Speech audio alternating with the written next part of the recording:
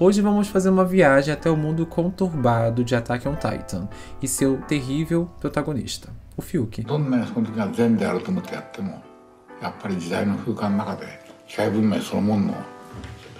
Ele decide simplesmente cometer genocídio. Não é só o Japão que é obcecado com a Segunda Guerra Mundial, né? Mas isso vai ficar para a segunda parte desse vídeo.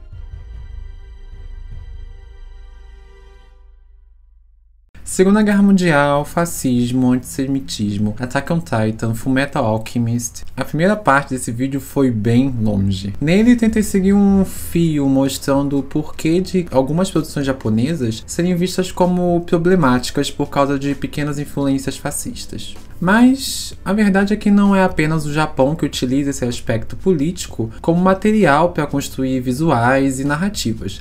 Até porque, para ter uma guerra, é necessário duas partes estarem dispostas a brigar, não é mesmo? Renunciem! Assinem o formulário 1240A, peguem suas coisas e saiam pelo corredor do fracasso! Estão me entendendo? Senhor, sim, senhor! Patético! Ou pelo menos é nisso no que a gente acredita, né? Meu nome é Juno, esse é o Corpo Negro Mídia Branca, e eu com certeza não esperava que aquele tweet bombasse. Pegue sua bebida de preferência e vamos conversar. Blake, pick a man, bring your kit. Senhor, está entendendo? Senhor, sim, senhor! Está vendo o arsenal? Corra em volta dele! O legado desse escudo é complicado, pra não dizer outra coisa. Tropas Estelares é um dos filmes e livros mais curiosos da cultura pop. Primeiramente porque o livro é horrível. Tá, o livro não é horrível. Alguém deve gostar desse livro. Eu espero que alguém goste desse livro. Mas assim, sabe um livro que me deixa com ódio? É Tropas Estelar. Eu só não gosto. Não gosto de você, não sinto verdade de você, acho você sim incoerente, você está onde te convém. É tipo propaganda militar autocentrada que não diz nada no final, sabe? Mensagem não temos. Conteúdo bom também não. Tá que vocês também devem falar sobre meu canal. Em segundo lugar, porque o filme inspirado no livro é curioso. Não por ele ter aquela estética dos anos 2000, nem pelas atuações meia boca, ou pelos efeitos datados, mas pela produção ter sido resgatada nos últimos anos como um filme antifascista, que utiliza aspectos do movimento político para, assim, caçoar dele. Só que, assim como Hajime Isayama teve diversas dificuldades em evidenciar sua suposta crítica ao fascismo em Attack on Titan, o diretor Paul Verhoeven também viu sua obra ser apontada como tudo, menos antifascista. Pelo menos até agora. Pensando nisso, fiquei remoendo essas duas obras e me perguntando, será que algum dia Attack on Titan vai ser essa obra incompreendida? Será que daqui a 30 anos vai ter alguém fazendo um vídeo sobre como Attack on Titan é a maior obra antifascista já feita? Bom, se isso algum dia acontecer, eu espero que citem esse vídeo e que eu esteja no asilo assistindo e rindo comigo mesmo, pensando, nossa, muito bom. Fora todas essas questões, me peguei lembrando do texto Bloody Night, chamado Todo Mundo é Bonito e Ninguém Está com Tesão. Quando Paul Verhoeven adaptou Tropas Estelares nos anos 90, ele sabia que estava prevendo o futuro? Uma guerra sem fim no deserto, uma propaganda militar onipresente, um rosto feliz gritando vitória enquanto mais e mais corpos são empilhados. Mas a parte que mais me chama a atenção no texto é essa daqui. Na superfície é idílico. Harmonia racial, igualdade de gênero, a união por um objetivo em comum. E bundas e peitos firmes. E então, os personagens falam. O tema da conversa? Serviço militar, claro. Um se juntou ao exército pela carreira política. Outro na esperança de receber uma licença. Já o outro fala sobre como ele quer matar o inimigo. E ninguém se olha, ninguém flerta. Uma sala cheia de pessoas bonitas e todos estão com tesão pela guerra. Eu espero que esse vídeo não vire um mais 18, tá bom? Mesmo que o autor apenas esteja fascinado com o fato de que pessoas bonitas nunca estão com tesão em filmes de herói, o motivo do meu interesse nesse texto é essa simples frase. Todos estão apenas com tesão pela guerra. Se você servisse junto aos nossos soldados como eu, saberia que a nossa liberdade tem um preço. Você não fala por nós! Não, você não fala por nós! Você não fala por nós! Calma aí, gente, calma, pera aí. Olha só, não vamos deixar o emocional falar mais alto. Calma, gente, vamos relaxar. Não fala por nós! Não, calma, calma.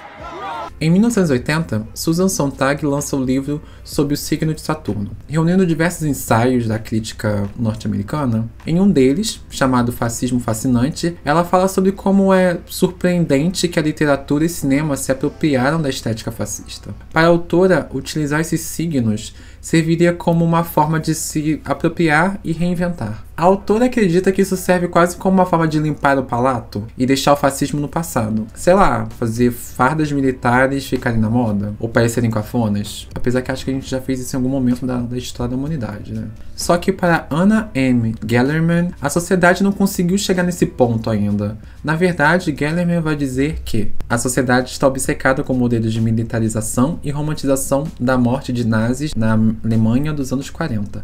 A demanda por essa estética fascista em trabalhos literários e filmes prova que a sociedade está massivamente compelida por esses tropos, apesar da tentativa de eliminá-los. Isso fica ainda mais claro quando observamos os principais trabalhos culturais dos últimos anos. De Star Wars até Jogos Vorazes e The Boys, de Mulher Maravilha até Dunkirk, Operação Overlord e 1917. Mesmo representando o fascismo como o vilão que é, a sociedade parece estar fadada a amá-lo, mesmo sendo desprezível. Vide o Trump e o Inominável. Talvez seja pelo assombro de alguém ser capaz de tantas atrocidades, talvez pelo desejo de aprender com o passado. A verdade é que nossos vilões são fascistas, e simplesmente não conseguimos largar deles. Assim como não conseguimos deixar de sentir tesão pela guerra. A minha mãe sempre disse que violência não resolve nada. É mesmo? Eu queria saber o que as autoridades de Hiroshima diriam. Você? Com certeza não diriam nada. Hiroshima foi destruída. Correto. A força bruta resolveu mais questões através da história do que qualquer outro fator. A opinião contrária, de que a violência nunca resolve nada, é o pior desejo possível. As pessoas que se esquecem disso sempre pagam. É claro que eu vou falar de Tropas Estelares, né? É um vídeo sobre fascismo. Por que eu não faria isso? Lançado em 1997, Tropas Estelares é um filme de Paul Verhoeven, inspirado nisso, no livro de Robert A. Halley, publicado em 1959 na revista The Magazine of Fantasy and Science Fiction. O livro é literalmente descrito como um dos maiores clássicos da ficção científica mundial. Nele, seguimos a história em primeira pessoa de Johnny, um membro da infantaria móvel formada após um ataque alienígena contra a Terra, causando a destruição de Buenos Aires. Eu acho fofo que os alienígenas sempre invadem os Estados Unidos, mas aí quando é pra destruir um local, eles estão em quê? Buenos Aires. O livro já começa problemático aí, tá bom? Eu já tenho muitas ressalvas sobre esse livro. Depois dessa invasão, se inicia uma guerra contra os insetos, também chamados de aracnídeos, que são esses alienígenas bizarros de Tropas Estelares. O livro é uma grande propaganda militar, sob essa bandeira do jeitinho americano de se viver e o desejo de perseverar sobre qualquer, foco na palavra qualquer, adversidade. Pessoalmente, eu acho o livro extremamente maçante. Eu tenho até uma história engraçada sobre isso. Eu li em uma época que tava indo atrás de diversos outros livros de ficção científica. 1984, Fahrenheit 451, os livros do Asimov. Não fui muito mais além porque quando eu cheguei no Highlander, eu parei a ler porque eu pensei, não. E aí quando eu me deparei com Tropas Estelares, chegou a mim como esse precursor para a estética de produções como Anime Gundam e Alien, do James Cameron. E eu sei lá por que eu tinha essa ideia sobre o filme tratar de uma guerra que não era contra alienígenas. Eu não sei se foi uma memória causada por Black Mirror, um efeito Mandela, mas eu acreditava,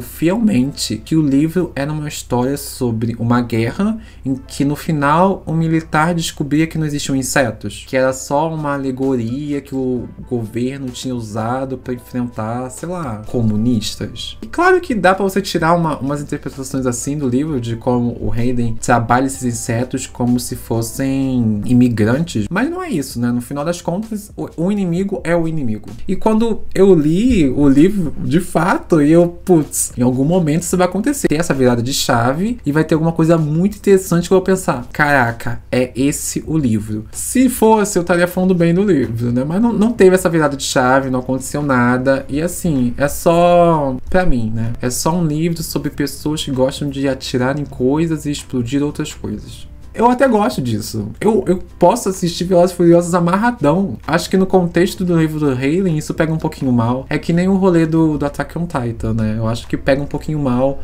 as escolhas que o Eren tem. Curioso pensar na história do livro e comparar com Attack on Titan, porque eu particularmente não vejo muita diferença. Tanto Eren quanto Johnny são os símbolos que sintetizam esse ódio a um inimigo completamente visível. Os dois querem derrotá-lo sob qualquer maneira e no final, mesmo com os horrores da guerra diante dos dois, eles decidem fechar os olhos e continuar defendendo seu país, planeta, nação. Sei lá, eles continuam defendendo o povo deles. Haylen é um antigo oficial da Marinha. Mesmo que todo seu livro tenha ideais que podem ser facilmente comparados ao fascismo, estamos falando do cara que faz parte do lado heróico da guerra. O contexto é completamente diferente ao de Hajime, mas os dois caem no mesmo erro. Não estamos falando de um estado que ignora as atrocidades que cometeu na Segunda Guerra Mundial, como alguns estudiosos dizem que o Japão faz, nem de um país que luta com os crimes de guerra que cometeu. Até porque, mesmo responsável pelas bombas de Hiroshima e Nagasaki, os Estados Unidos compreendem esse movimento não como um crime, mas quase como uma necessidade para pôr fim à guerra. Essa necessidade não justifica você tentar dizimar uma população, né? Sim, Eren, eu tô falando contigo, cara. Na verdade, Umberto Eco vai dizer em 1995 que a própria cultura estadunidense carrega um profundo sentimento de proto-fascismo. Pensando nisso, o diretor Verhoeven, responsável por filmes como Robocop, Showgirl, decidiu brincar com a tarefa de adaptar Tropas Estelares. Ele entende na narrativa do livro uma história sobre a obliteração de uma raça pelo poderio militar superior de outra. A história era sobre a política americana. Como europeu, eu enxergo como alguns aspectos da sociedade americana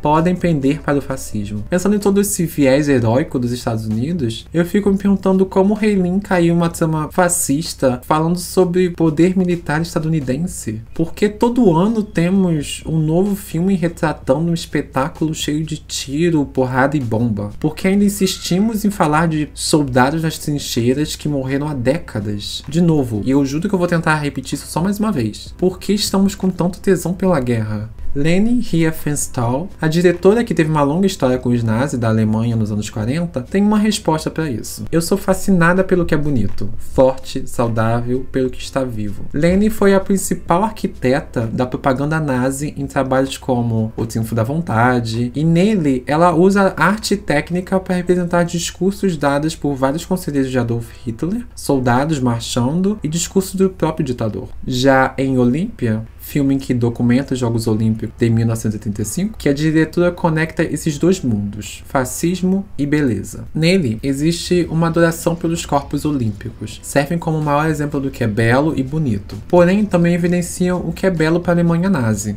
E bom, se trata de algo completamente ariano. Estou trazendo Leni não como uma forma de atacar uma figura histórica, que sabemos que é problemática, mas para lembrar que tudo que consumimos possui uma identidade, uma ideia, um viés. A escolha dos nossos vilões, o que decidimos ou não comentar, para onde a tela da câmera está virada, tudo isso tem uma razão, um motivo, um propósito. Assim como Hajime retrata as consequências da Segunda Guerra sob essa ótica conspiracionista em que o judeu é o vilão, Haylen trabalha esses mesmos conceitos para continuar perseguindo o vilão que já foi derrotado. Enquanto isso, Verhoeven utiliza Tropas Estelares para escancarar uma crítica à política americana e ao fato de que ela pode estar produzindo um inimigo, isso é, indivíduos fascistas. And I'm not afraid of you. I should kill you for saving her.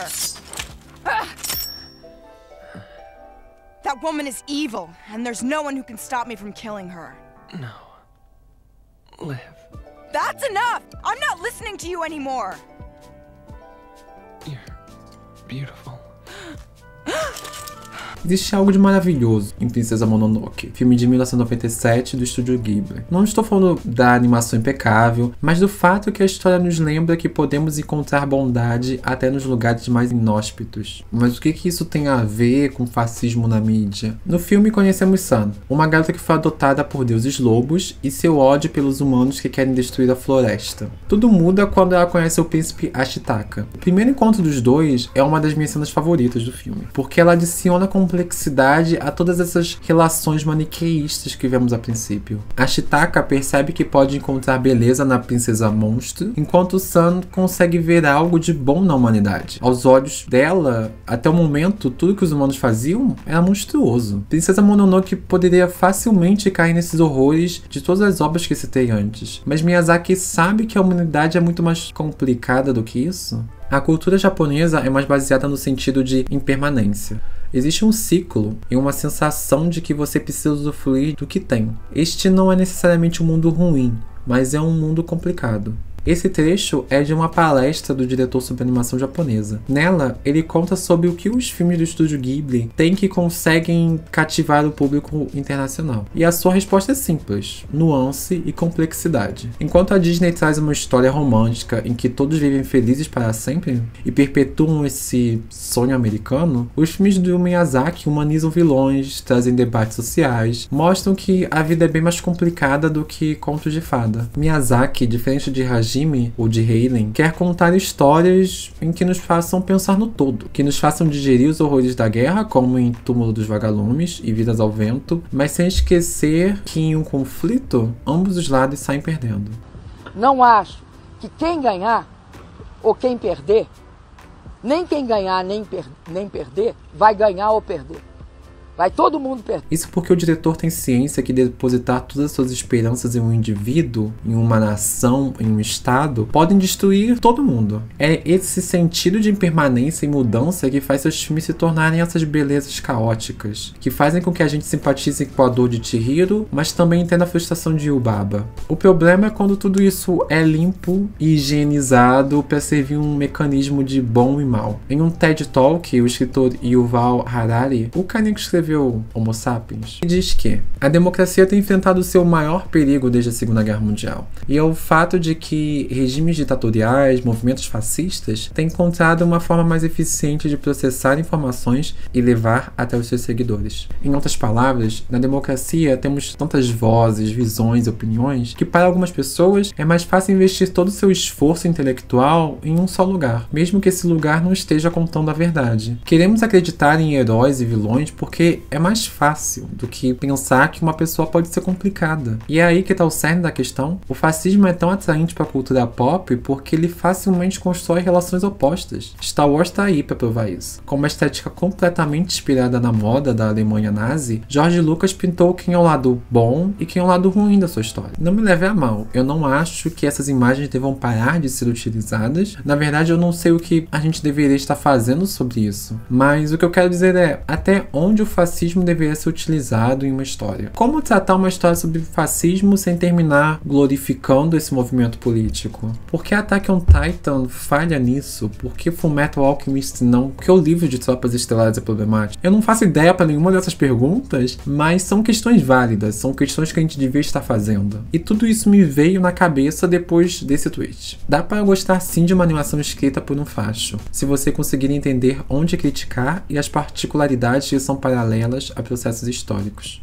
E bom, eu acho que eu concordo, pelo menos em partes, porque não estamos simplesmente falando de uma história apolítica, estamos falando de uma produção carregada de visão do autor sobre o mundo. Não apenas isso, estamos falando de algo que pode servir de munição para grupos extremistas. É a mesma historinha do bagulho no braço de Attack on Titan. Em 2020, Alan Moore, o escritor de clássicos como Watchmen, disse que pode ser uma grande coincidência, mas em 2016, quando o povo americano elegeu um laranja nacional socialista e o Reino Unido votou para deixar a União Europeia, 6 dos 12 filmes mais vistos foram de super-heróis. Não digo que um causou o outro, mas creio que são sintomas de um mesmo problema, uma negação crônica da realidade e uma busca tola por soluções simplistas e sensacionalistas. Assim como Alan Moore disse, eu não acho que a culpa da ascensão do fascismo seja porque a DC e a Marvel estão fazendo filmes. Mas existe uma ligação nesse desejo de relações maniqueístas e o depósito desses mesmos mesmos desejos nessas produções. Em outras palavras, existe um motivo do porquê o Capitão Pátria é idolatrado por americanos, ou pelo menos por parte dos americanos. Não vou falar que todo americano ama o Capitão Pátria. Se fosse assim, eu acho que eu fecharia o canal e só tipo, vou ficar numa caverna, não dá pra viver num mundo desse. Mas essa idolatria por parte de algumas pessoas surge porque ele é a imagem do fascismo disfarçada de nacionalismo. Ele é a personificação desse líder que culpa imigrantes, minorias raciais e religiosas, pessoas LGBTQIA+, e até mesmo mulheres por todos os problemas do mundo, ao invés de apenas prestar atenção na sua própria culpa, a do governo e o dos seus líderes. Ele serve como uma sátira ao fato de que ainda existem pessoas caindo na falácia do fascismo. E bom, o que acontece quando uma obra esvazia essas questões de sentido e apenas espera que o público entenda tudo isso da melhor forma possível? I only ever did what you asked of me, what you told me to be, and I did it well. You built me.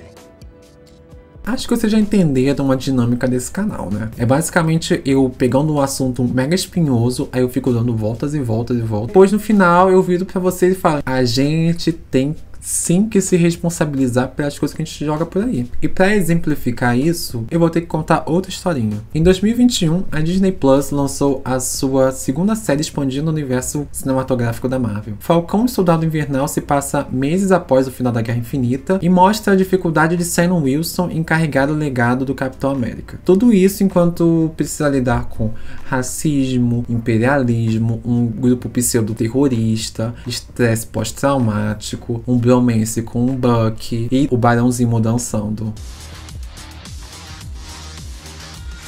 Em outras palavras, a série é uma bagunça organizada. Todos esses pontos que citei são apenas pequenos comentários, até porque a primeira temporada tem só 6 episódios. 6 episódios. Assim, eu entendo que a Disney não tava botando muita fé no Sam. Gente, 6 episódios não dá pra contar nada. Principalmente pra proposta que tinha Falcão, Soldado Invernal. A gente tá falando da passagem de um manto de um personagem pro outro. A gente tá falando só da introdução e desenvolvimento de um personagem como a Miss Marvel. Que diga-se de passagem, eu também acho que Miss Marvel teve poucos episódios. Mas comparado a Soldado Invernal, que precisava tratar de 20 questões juntas ao mesmo tempo, trazer vilões, concluir tudo isso de forma satisfatória, mesmo cada episódio tendo, sei lá, 50 minutos de duração, 6 episódios é muito pouco. Isso não significa que a série seja ruim. Pelo contrário, dado o tempo de tela e o fato de que precisavam responder ao controle do Kevin Feige e a marca da Marvel, Falcão e Soldado Invernal conseguiu entregar no mínimo, pelo menos. Mas isso é a minha opinião. Para a parte do público,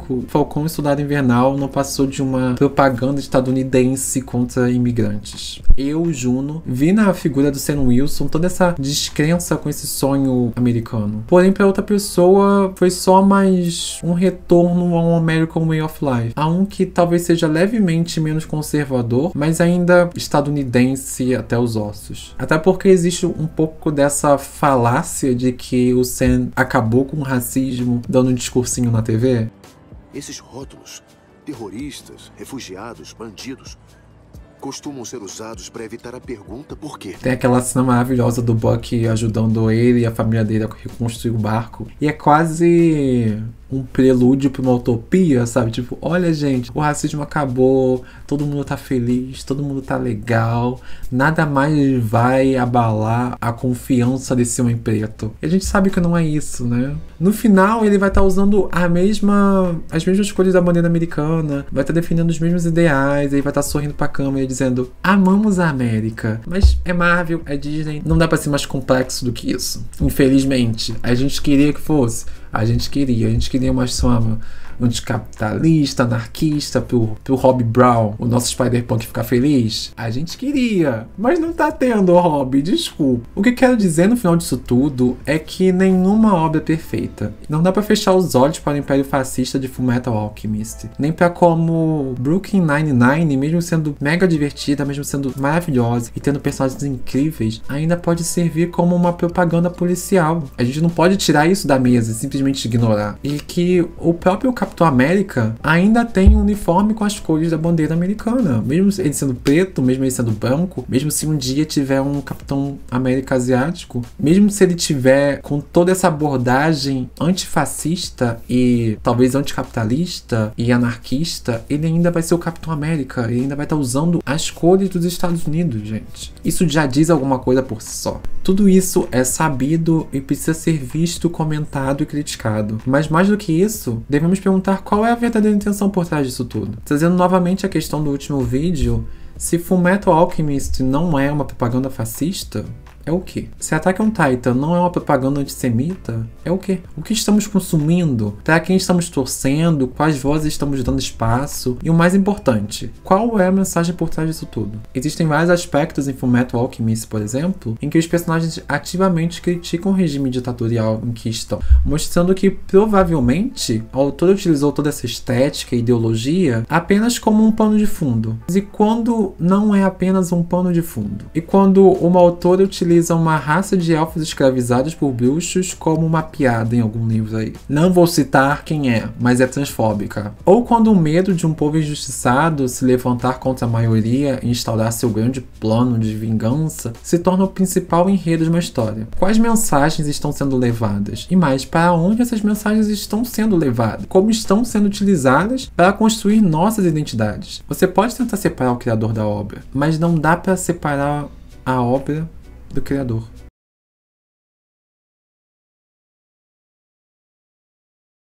E é isso, gente. Eu estou cansado. Eu espero que vocês tenham entendido a mensagem desse vídeo. Porque se vocês não entenderam, gente, eu fiz o meu melhor.